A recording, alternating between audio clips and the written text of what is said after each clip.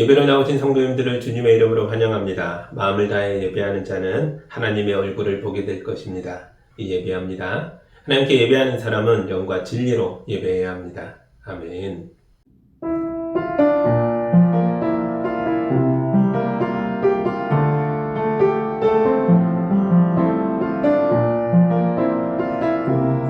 대한민국을 사랑하여 주시며 안전과 평화의 길로 인도하여 주시는 하나님 아버지, 나라의 소중함을 생각하는 6월입니다. 우리나라에 평화를 주시고 대통령 선거에서도 선한 지도자를 세워주셔서 주님의 자녀들이 평안하게 예배하게 하여 주옵소서. 예수님의 이름으로 기도합니다.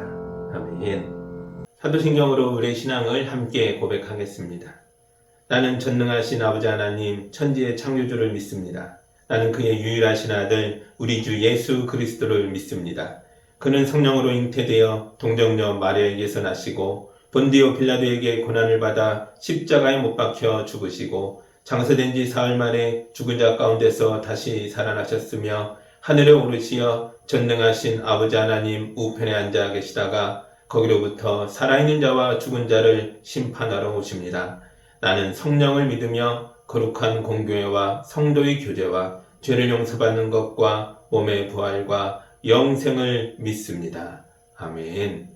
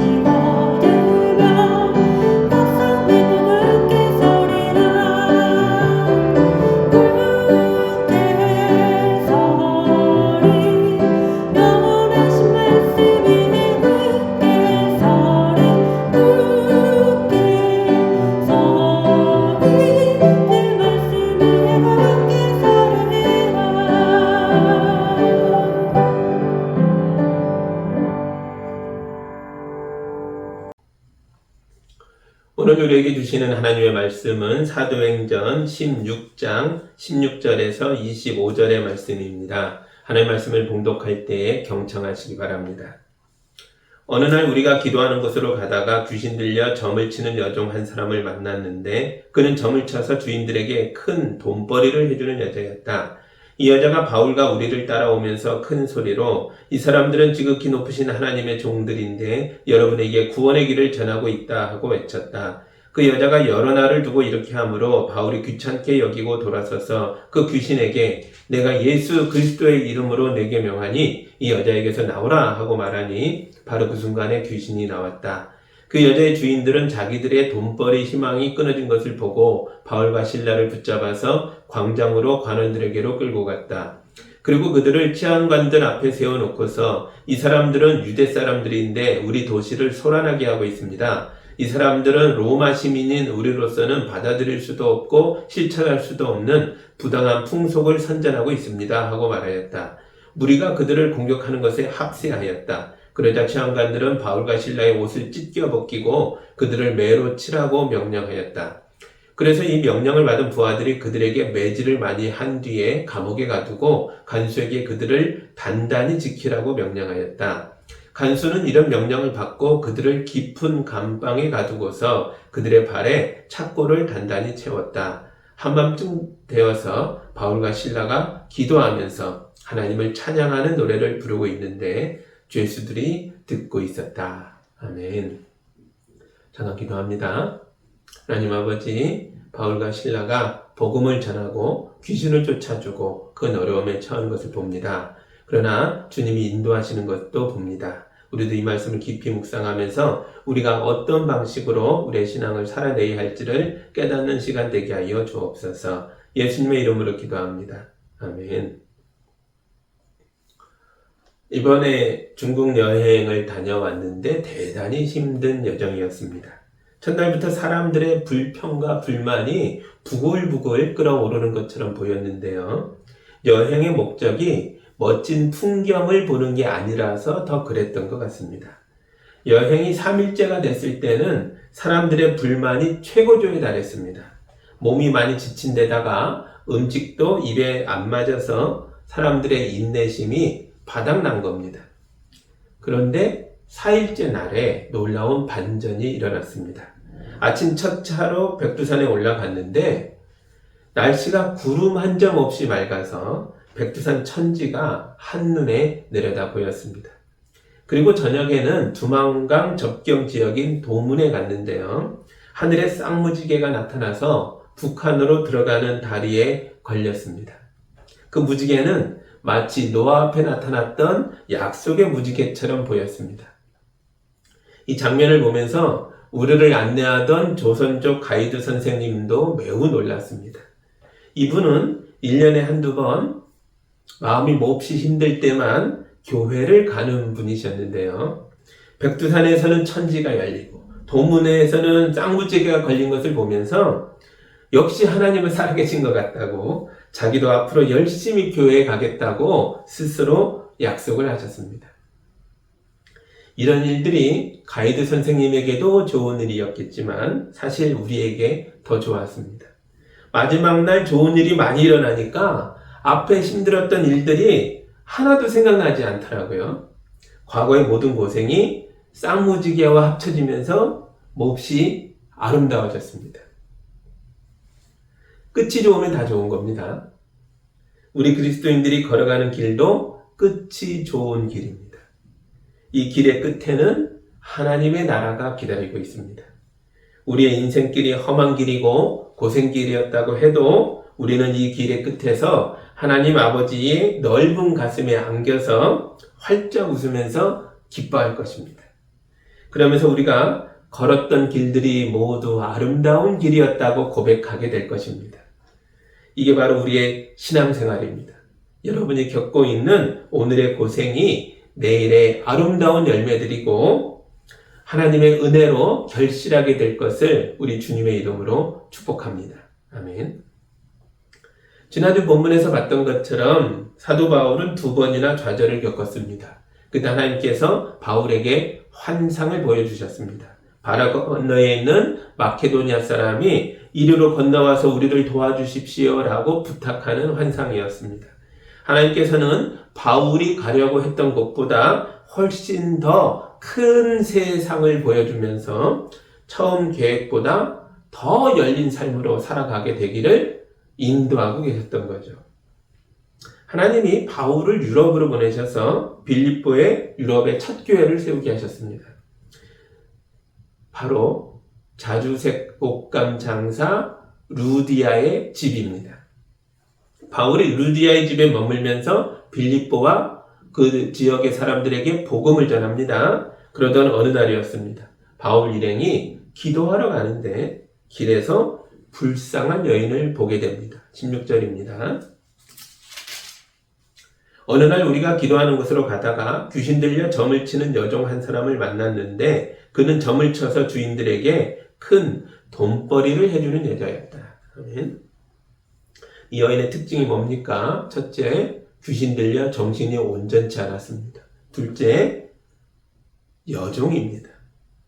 정신도 귀신의 지배를 받고 있는데 이 여인의 몸뚱이마저도 자기 게 아니었다는 거죠.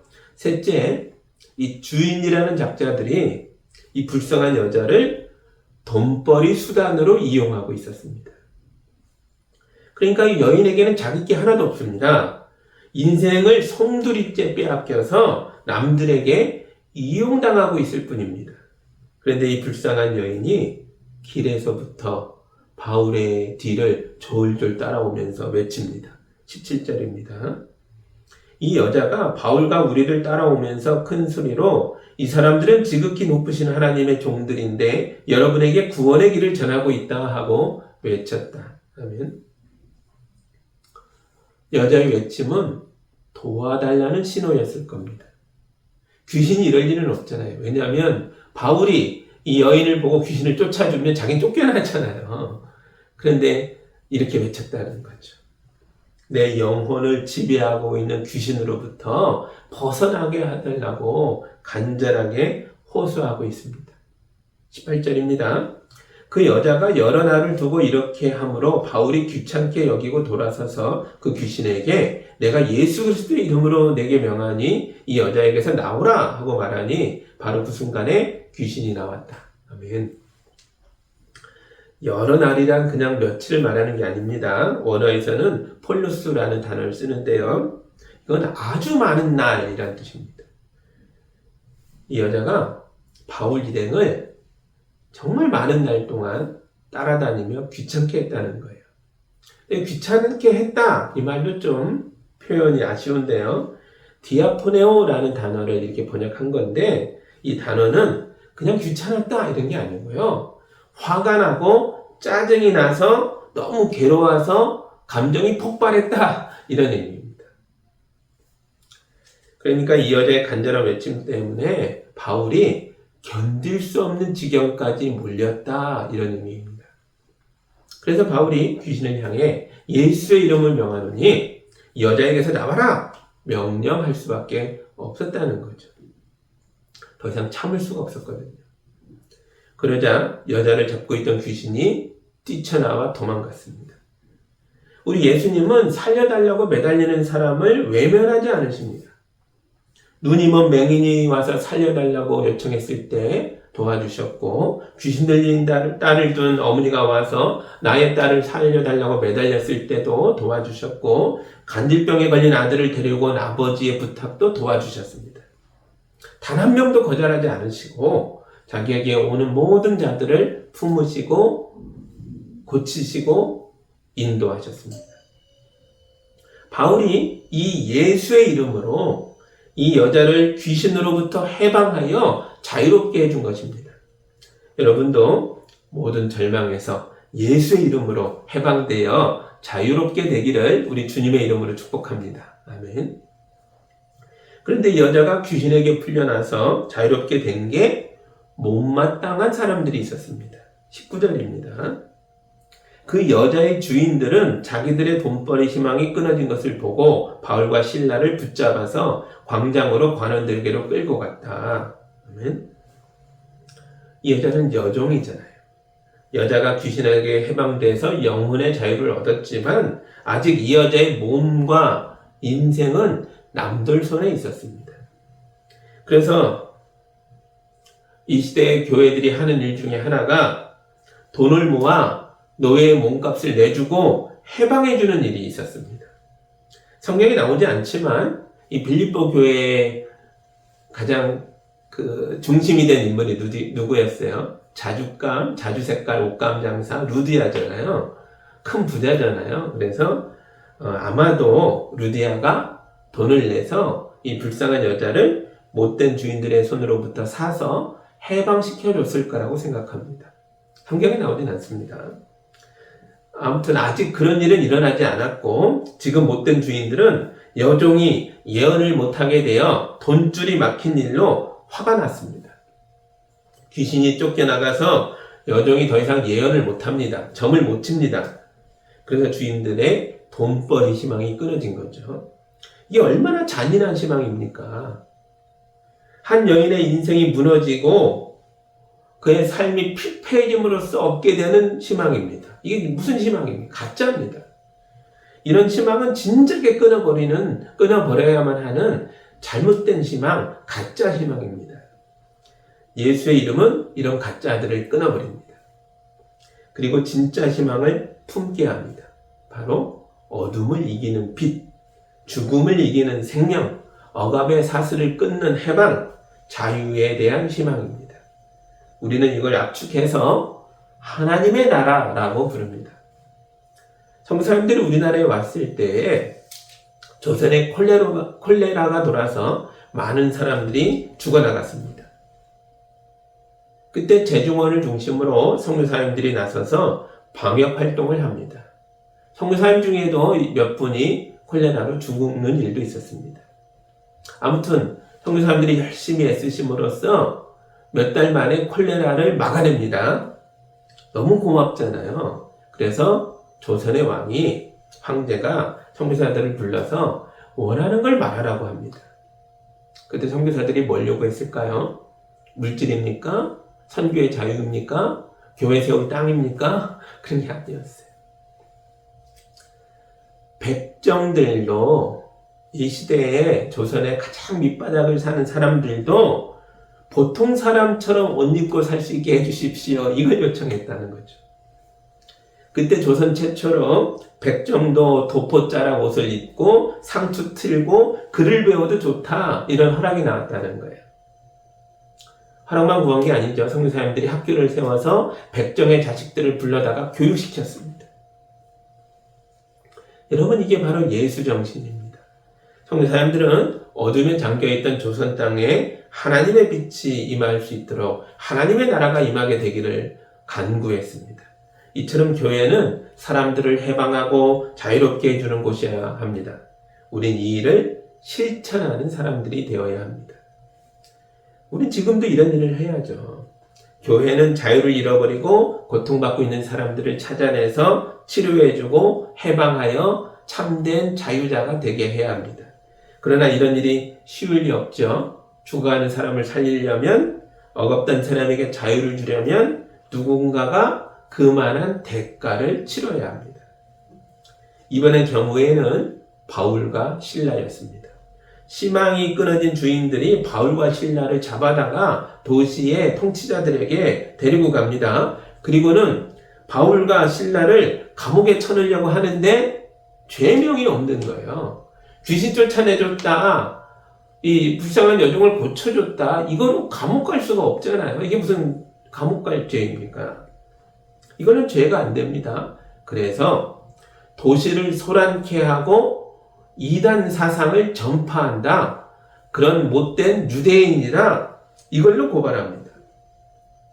로마 사람들의 내면에 있는 인종 혐오, 유대인 혐오를 자극한 거예요. 치안관들도 유대인 혐오에 사로잡혀서 진실을 보려고 하지 않았습니다. 그들은 바울과 실라를 재판도 하지 않은 채로 매질하고 지하 감옥에 던졌습니다. 23절과 24절입니다. 그래서 이 명령을 받은 부하들이 그들에게 매질을 많이 한 뒤에 감옥에 가두고 간수에게 그들을 단단히 지키라고 명령하였다. 간수는 이런 명령을 받고 그들을 깊은 감방에 가두고서 그들의 발에 착고를 단단히 채웠다. 이제 여자와 바울의 위치가 바뀌었습니다. 여자는 예수의 이름으로 귀신의 감옥, 착취의 감옥에서 해방되어 자유를 얻었지만, 바울은 재판도 없이 매질당하고 손에 수갑 차고 발에 착고 채워져 지하 감옥에 던져졌습니다. 세상이 이렇게 엉망진창이었습니다. 이런 세상에서 누군가를 돕는다는 건 대단히 위험한 일입니다. 그래서 그만둘까요? 아니죠. 그럴수록 우리는 사람 살리는 일을 더 열심히 해야 합니다.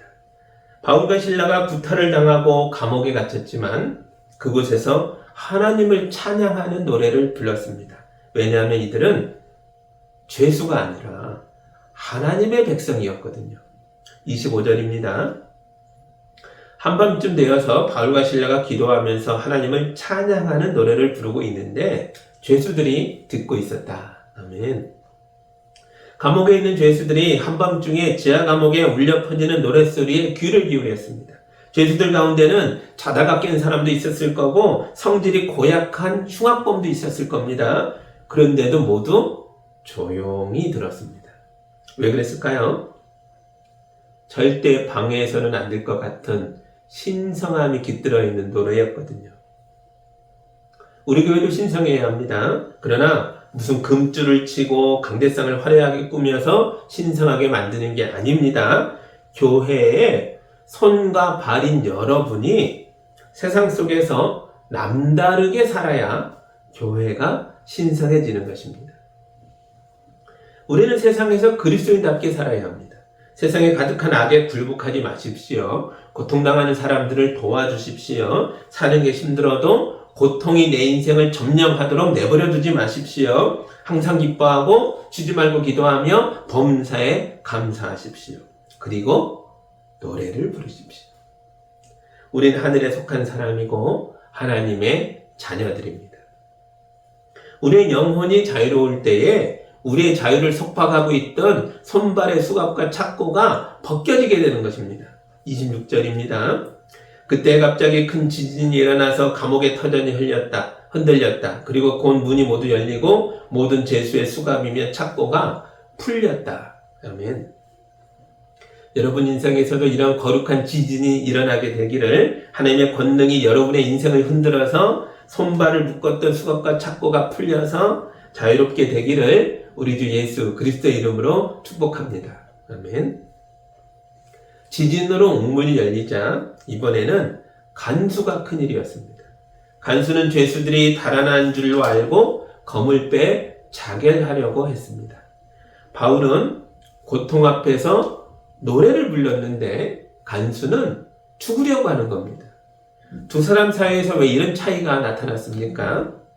무엇이 이런 차이를 만들었습니까? 바로 신앙의 차이입니다. 예수를 믿는 사람들의 영혼에는 희망의 불꽃이 활활 타고 있습니다. 이 모진 이 인생의 어려움이 있다 해도 이 끝에는 하나님 나라가 있다. 아버지 품이 나를 기다리고 있다. 내 인생의 모든 고난도 결국은 은혜가 될 것이다. 그래서 노래하는 겁니다. 그러나 아직 예수님을 모르는 간수에게는 이런 희망이 없었습니다. 그래서 그는 깊은 절망 속에서 죽으려고 했습니다.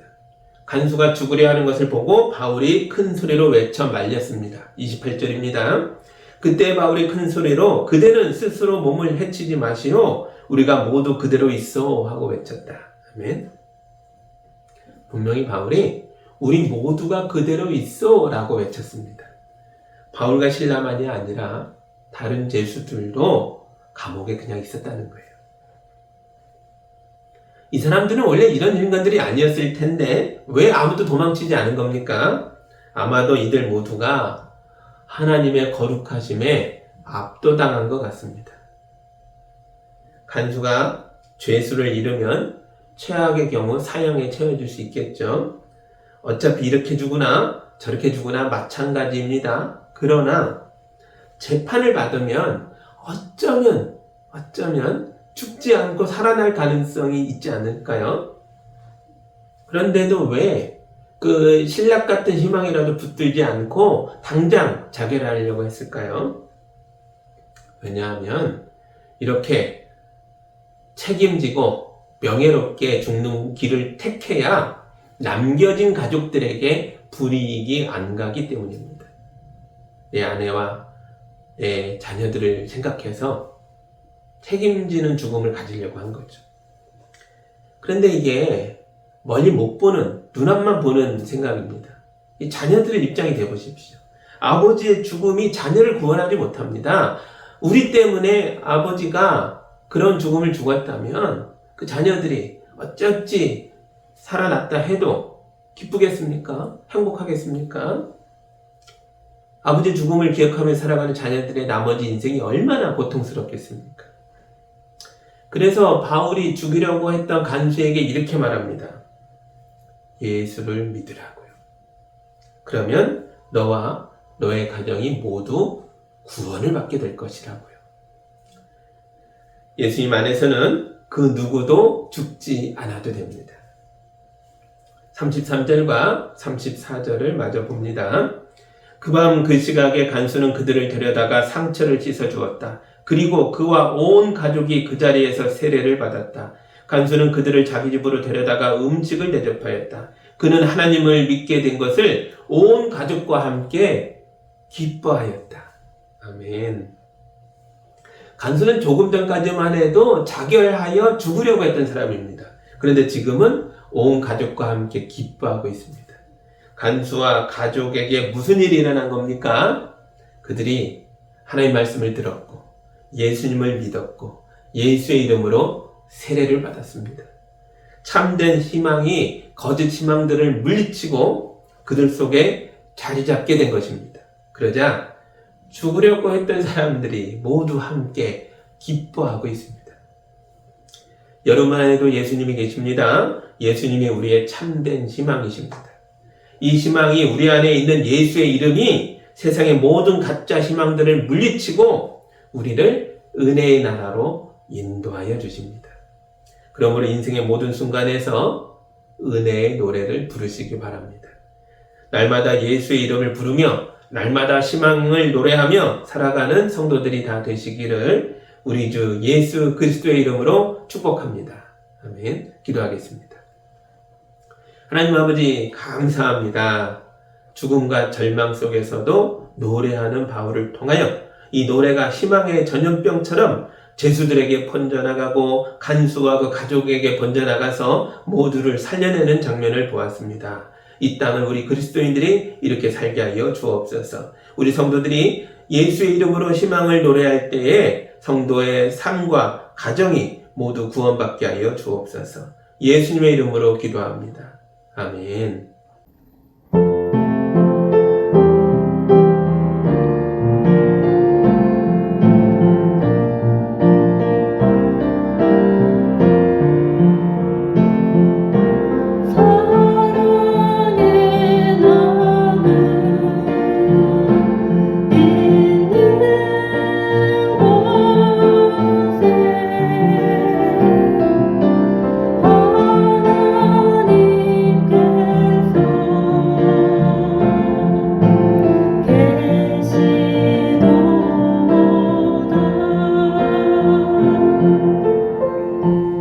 사랑의 하나님 아버지, 우리 성도들이 거룩한 인물을 올려드렸습니다.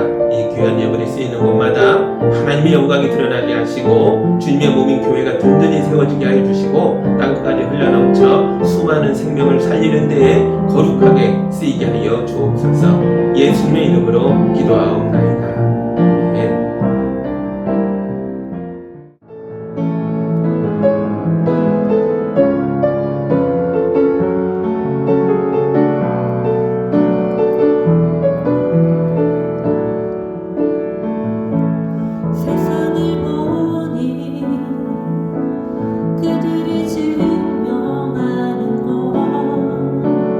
명예와 가진 재물과 힘과 자랑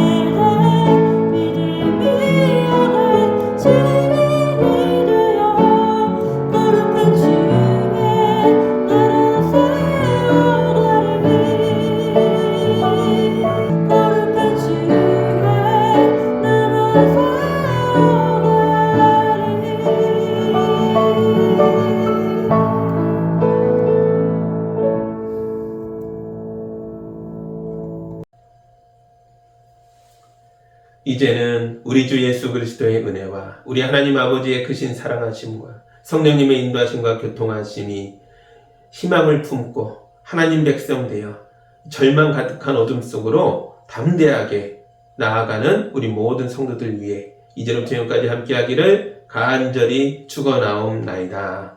아멘.